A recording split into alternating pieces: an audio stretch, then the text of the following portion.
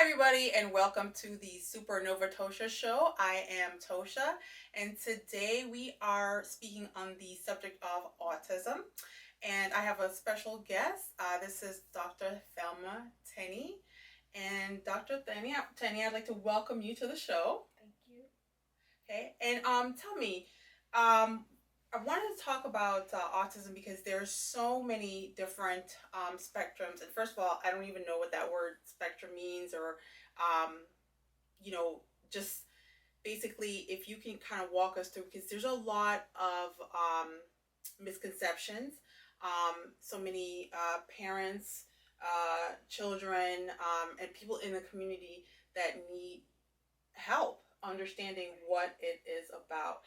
First of all, tell me a little bit about yourself, your credentials, and again, welcome. Thank you.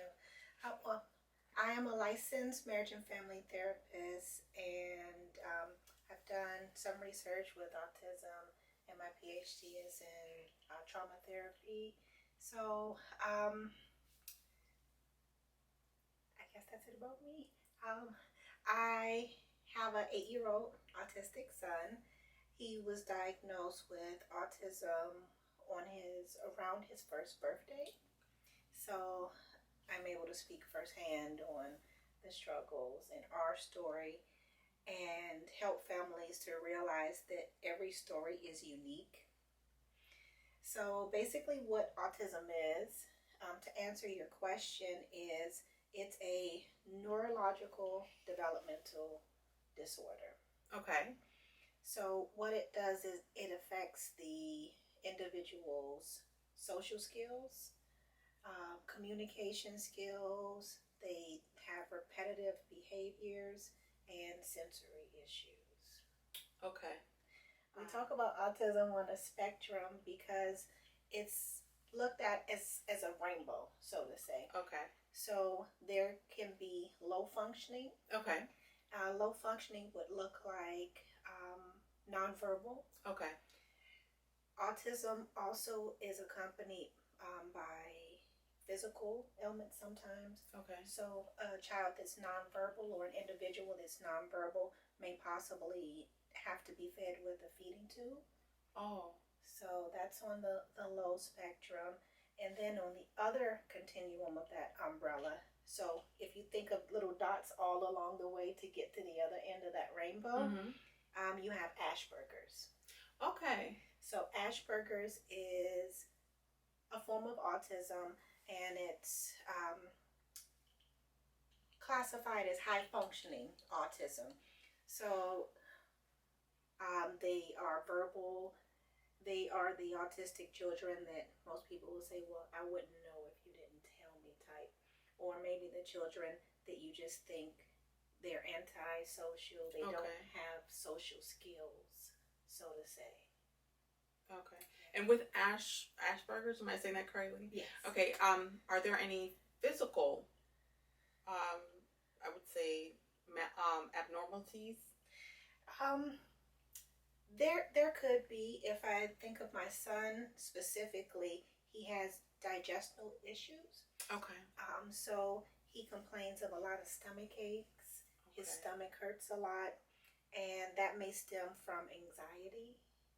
Anxiety is one of the co-occurring disorders with an individual. Okay. With autism. So he was a year old, and I mean that's pretty young. What made the doctors even suggest to you? Right. So the diagnosis for autism is developmental benchmarks. Okay. So if your child is not meeting their benchmarks for crawling, making eye contact, being able to sit up, if they are fixated. Okay. So when one of the fixations with children in early onset, they are fixated with circles. Okay. So when he was a baby, you could spin a circle or the wheel on his stroller, and he'd sit there for hours and be content and watch it. Okay. Yeah. That's interesting. So what are some of the myths about autism and autistic children? Some of the common myths are that children with autism don't want to be social. Okay. They don't want friends. Um, they are not affectionate. They don't know how to show love or their emotions. Um, so that's the complete opposite. There are lots of myths as far as causes. There's been no direct cause that has been linked to autism, but I would say that those are the biggest one. Okay. And that's interesting that you mentioned that because I've heard that it was vaccinations, vaccinating your children. That's why a lot of people are.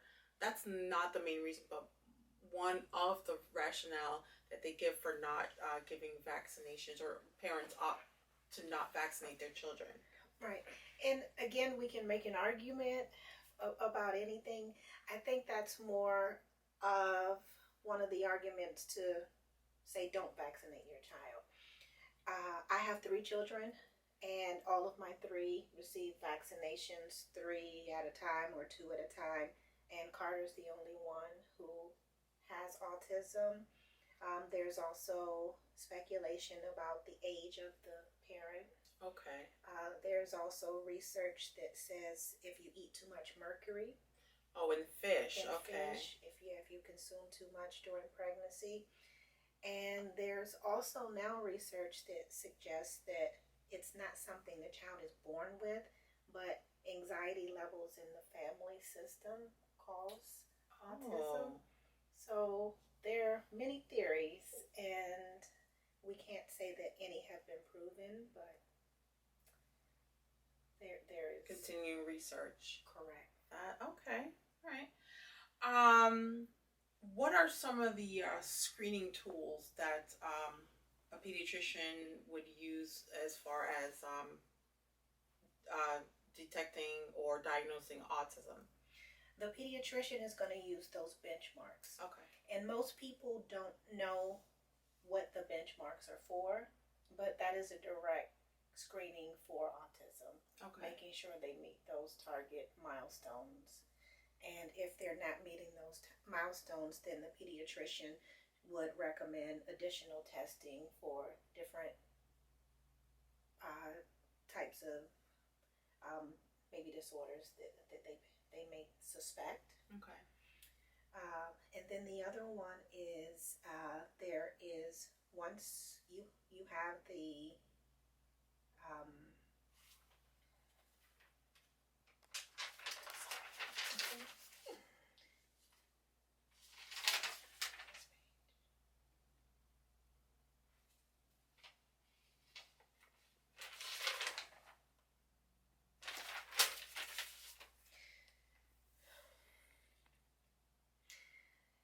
so once you have the developmental screening done, Okay. it's a two-part. So then it accompanies a comprehensive evaluation. And this evaluation is done in conjunction with lots of neurological tests from a neurologist. Okay. And the comprehensive assessment is a assessment that a psychologist or a psychiatrist would do, and they basically ask the parent different questions, and if you meet so many criterias on that assessment, then that's where you would get your diagnosis. Okay. Is there anything that a parent should be cognizant of, or it's just something that a pediatrician is going to pick up on? No, a parent definitely can be proactive and Google. The assessments are online. Okay. Yeah, so if you Google developmental screening for autism, Okay. it'll pop up. I believe it is one of them is it's M dash CHAT dot R. Okay. But it'll come up and it'll ask you questions as you click the questions and answer them. Of course, at the end, it can't give you a formal diagnosis, but it'll say based on these results, consult your pediatrician. Absolutely. Yes. So the child should get work from a whole team. So there's the pediatrician. Sometimes pediatricians don't know or don't want to diagnose. Okay. I advise parents to get a second opinion. Okay. Um, After you get that second opinion from a pediatrician, you would see someone like myself who would be able to do the assessment and put that formal signature on that diagnosis for the parent, Okay. in addition to referring you to a psychiatrist and a neurologist for other rule outs. Okay. So it is pretty extensive. Yes, it is. Yeah. Especially being at a young age. So I wanted to, what my question is, so if you're diagnosed as a child, is this something that you can outgrow as an adulthood, or you develop different skills into adulthood, or? Right. So once you're diagnosed, the diagnosis is there. Okay. Some parents struggle with the diagnosis. I struggled at first, but it is what it is. If you look at us as being diagnosed, we can't help but be what we are. Exactly. So it's not labels that make us, but what we, as you say, like overcome and work through. My son was not verbal until he was 3. He had severe symptoms of autism. Okay. And he's gone to occupational therapy Okay. to help him with functioning. He's gone to speech therapy. He used to stutter. He's gone through physical therapy. Okay. So basically, from age 1 to 5 or 6 were therapy. Wow. 5 days a week. Wow. Yeah. So now he still struggles with eye contact. Okay. He doesn't like to look at individuals in the eyes. He struggles with friendship. Okay. That's one of the benchmarks. He struggles with students his own age, playing because he thinks differently. So he's perceived as weird because he'll say things that are different or odd or have a different thought process.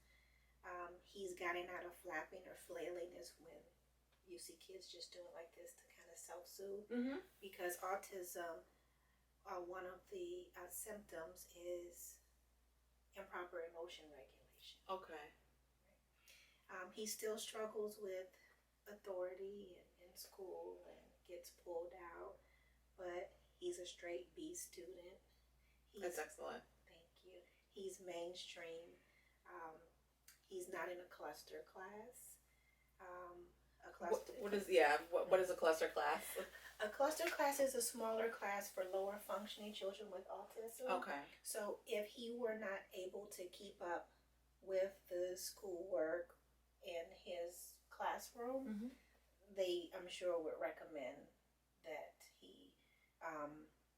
go into a smaller ratio. I see. Because they do function better with smaller ratios. Okay. However, for him, he has a sensory corner in his classroom. Okay. So when he's overwhelmed by noise or something that another child is doing or going on that he can't control, he goes to the corner and he sits there and he puts on his headphones until he can compress and then come back to his desk or the lesson. Okay. So what does noise do for your son? Oh, that's a very good question. I would like to ask him. Okay. If that's okay? Yeah. Carter, are you okay with answering our question? What does loud noise do? What happens when you hear loud noise? You have to cover your ears? How does it make you feel? Makes him feel bad. Okay. And sometimes he describes he gets a feeling in his stomach. So that's the anxiety. That's the anxiety and the sensory issue. Oh, wow. Okay. Very, very interesting. I see a lot of videos in particular. I know that there was one where it was a young man, having a struggle with getting his hair cut, and he just was adamant about not getting it done, not getting his hair cut, and the gentlemen in the barber shop were just kind of pinning him down, holding him down, and then there were parents of autistic children that were chiming in, and it was just something I posted, and it was amazing the responses that I received, because I know nothing about autism, never had to deal with it, so I kind of just post things and just see what the general consensus is. And there were a few people that were like, oh, well, I'm sure he knew he was going and he's just acting out and he needed that. And then it was interesting that the parents of autistic children were like, no, clearly. And then, they chimed in, and I thought, this needs to be talked about, because we're not recognizing this. We don't see this. We don't know how to deal. And he was a small child, maybe about 12, 13, and these were men, adult men, just pinning him down in the chair, and it was disheartening to see that. Right. I've had difficulty with Carter going to get a haircut, but repetitiveness, right? So repetitiveness makes things easier for the autistic child. Okay. When I first took him to the barber shop, I had to sit in the chair, put him in my lap, get hair all over me, just to let him know that this is okay. It's okay. It's not going to hurt you. And sometimes the sound of the clipper when they turn it on. Okay, right? That buzzing, that annoying mosquito. Yes. Yes. I can see that has been a trigger for him sometimes. If the music is loud, if someone comes in and they're talking and they're loud, okay, I see him pay attention to things that we normally don't pay attention to. Oh. So this particular child may have gotten many haircuts before, but what was it that day? And what we have to remember is give the child a moment, be patient, have a conversation with the child if they're verbal, and he'll tell you. He'll tell you what he wants, and I'll tell him, well, no, you're going to do it anyway. And sometimes when he sits in the barber chair, he's only 8, but I make sure he gets a haircut every 2 weeks. Okay. So he's used to it. He's accustomed to it. And every time he says he doesn't want to go. And every time he says, well, what if he cuts me? And the barber is patient. He lets him see the clippers. He holds the clippers. He lets him touch the clipper. Wonderful. To see the blade is not going to cut you. Wonderful. And then when he's comfortable, he gets his hair cut. So he's a gem. He's a real gem. Yeah, making small accommodations for them. Again, the world we live in is like, but with an autistic child, you have to take a step back. You have to be able to try and see the world from their view and pay attention and see what's going on with them. Very rarely does Carter have an outburst in public with me, but with others, he does pretty frequently. I'd say maybe 3 times a month. Okay. That seems low to me, but okay. That's frequent? For Carter. Okay. For Carter. Okay. And again, every child's different. Carter That's knows true. He has autism, and he'll tell you, my autism is this. This is how I feel. This is how it affects me. And he'll look at someone and he'll say, oh, his autism is, and I will say, yeah. And he says, well, I have a friend who's autism, and he does this and he does that. Okay. And he'll say, but I don't do that. And I say, no, you don't do that. So having a conversation with them is important too. That's good. So you actually educate him on his autism and the spectrum that he's on. Yes. That is wonderful. And he's only 8. He's 8, yes. Oh, wow. That is wonderful. So, now it seems, not that it seems, you definitely have to be very, very patient, but as a parent, I know there has to be times where it's got to be overwhelming. Yes. It is. Yes. What do you do? What do you and your family? You know, because I know you have other children, husband. We have a good support system of friends It's that very know, important. yes, that know how he is and what he may need, and they educate themselves. Okay. So the first step is we have to educate ourselves on what autism is. Right. Then educate the child. So many times parents don't want the child to know that something's wrong with them or that they have a diagnosis. Carter knows nothing's wrong with him. That was a great attitude. Yeah, he's special and he's unique. And the kids in his class, when he has a meltdown or has to be pulled, they know Carter has autism. Carter struggles with social situations, and they're there. That is awesome. That is awesome. So I have a question. So how would you go about disciplining a child with autism? That's an excellent question. I believe, and this is my belief and my experience with Carter and the children that I've worked with, children with autism thrive on consistency, schedules, and routine. Okay. That research proven fact. They prefer. So with Carter's routines, he gets up at a certain time, he eats at a certain time, and if we're off that schedule, now he's able to tell me, no, we're off. We need to do this. We need to go. I need this. And he'll tell me, well, I'm an independent kid. It's time for this, and I'll do it myself. So that's a great thing. When they're nonverbal, if there's no schedule, you'll see more tantrums. You'll see more acting out because they thrive for that routine. Okay. And if you change something, it doesn't make sense. I see. They're looking for consistency. So with discipline, I would say that I'm probably stricter on Carter than my other two children because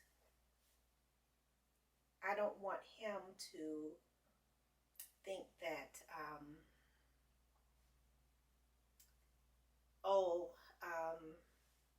I have special needs, so I can do what I want. I have special needs, so I get special attention or special privileges. No, that's not the case. So I'm very strict with him. The daycare center he's in is very strict with him. Okay. And rules apply, additional rules apply. Okay. Because you struggle with emotion. But he understands he does get special accommodations where he gets to pull out and he gets to sit to the side. Okay. But I don't spank. He's gotten maybe 2 spankings, and they mimic behavior. Okay. Oh, okay. So I noticed if I'm aggressive with him, he's aggressive. I see. So when I'm calm and speak to him, he's calm with me. If I raise an octave, he matches. Oh, wow. So it's a form of echolalia that they have, of mimicry, where I've learned that very on that he's going to match. He's going to match my intensity. Okay. So with your work, this is what you implement with other parents that are going through this? Yes. So far, I notice consistency. Yes. Being strict, so setting rules and consequences for when those rules are not followed. Lots of consequences and lots of rewards. And that's very important as well. Yeah. And with Carter, it has to be instant. So he doesn't function well if, oh, well, you got to do this for all week and then you'll get it on. That doesn't work for him. Okay. So the same day rewards for the same day behaviors. Okay. Or consequence that matches the behavior the same day. Okay. How can parents get in contact with you, or if you have any Well, how can they get in contact with you actually, and then if you can refer them out or anyone, how do they contact you for, starting out, or if they don't know where to go, or even if they have someone that they're working with currently, but it's not a good fit, how can they get in contact with you? Even if it is a good fit, right? You want to build a support team for your child. Okay. You want to be able to come to IEP meetings with 6 or 7 people should you need to, and have advocates in the school so your child gets the services that they need. So they can contact me. My nonprofit is Healing Arts Institute of South Florida. Okay.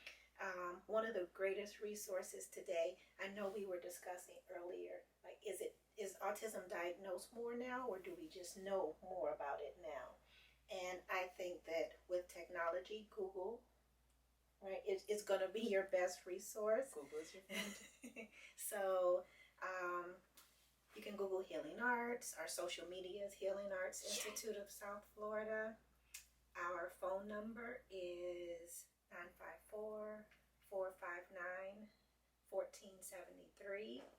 We're located in Tamarack, Florida. Okay. We are, you can Google me, Dr. Tenney. My cell phone pops up. I'm always available for resources and referrals. There is a tremendous resource that most people don't know about. It's 211. So if in Broward County, if you just dial 211 and let them know they have my contact information, okay, they'd be able to direct you to my center and other centers. In addition to 211, there's the Broward County Resource Guide. Okay. That gives lots of information for parents. Additional support online, there is autism.org. Autism.org, okay. And autismspeaks.org.